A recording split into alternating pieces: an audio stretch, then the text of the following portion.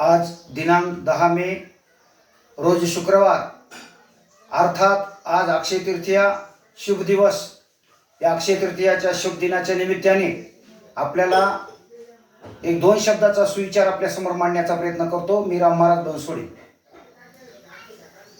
आज अक्षय तृतीया हा एक अतिशय महत्त्वाचा दिवस आहे।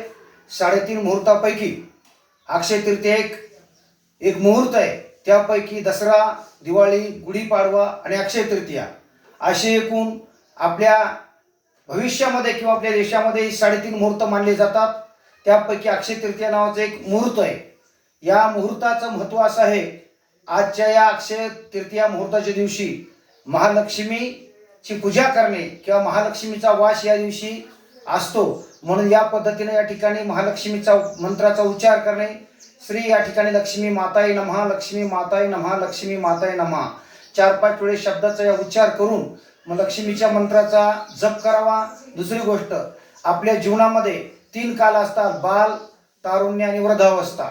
वृद्धावस्था झाल्यानंतर प्रत्येक माणसाला या लोकांमध्ये आल्यानंतर जावं लागतं आणि तो माणूस स्वर्गवासी झाल्यानंतर त्यांचे जे काही मुलं असतात ते मुलं त्यांना या पद्धतीने या ठिकाणी त्यांना काय करत असतात, आपलं पितृसुख मिळण्याकरता किंवा पितृतृप्ती करण्याकरता अक्षय तृतीयाचा दिवस ठरलेला असतो। एकूण आपल्या वर्षामध्ये 2 वेळेस या ठिकाणी पितृतिथी म्हणून या ठिकाणी सण येत असतो। या पितृपक्षाच्या निमित्तानं प्रत्येक माणसांना या ठिकाणी ज्या मुलाने आईबापाची तुका म्हणे मज घडो त्यांची सेवा, तरी माझ्या दैवा पार नाही। अक्षय तृतीयाला किंवा पावसाळी पित्र आणि उन्हाळी पित्र आपण म्हणतो, या 2 पितृतिथीच्या ठिकाणी किंवा अमावस्याला आपले पूर्वज किंवा आपले पितर वाट पाहत असतात, आमचा मुलगा कसा वागतो, कसा राहतो म्हणून या लोकांमध्ये येतात आणि त्यांच्या गावाकडे येऊन त्यांच्या दूरदृष्टीने त्यांच्यावर नजर ठेवत असतात। काही त्या ठिकाणी पितृलोक या ठिकाणी कावळ्याच्या रूपाने येत असतात।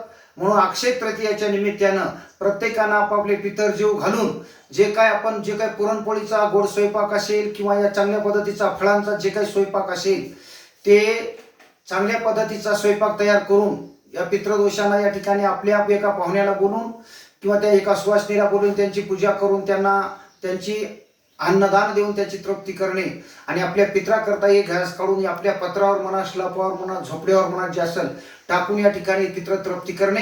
कावळ्याच्या रूपामध्ये ते ग्रास या ठिकाणी ज्यांचं पुण्य असेल ते जेवत असतात। म्हणून आजच्या या अक्षय तृतीयाच्या निमित्तानं आज या ठिकाणी संपूर्ण महाराष्ट्रवासियांना अक्षय तृतीयांच्या शुभेच्छा देऊन मी माझे 2 शब्द संपवतो।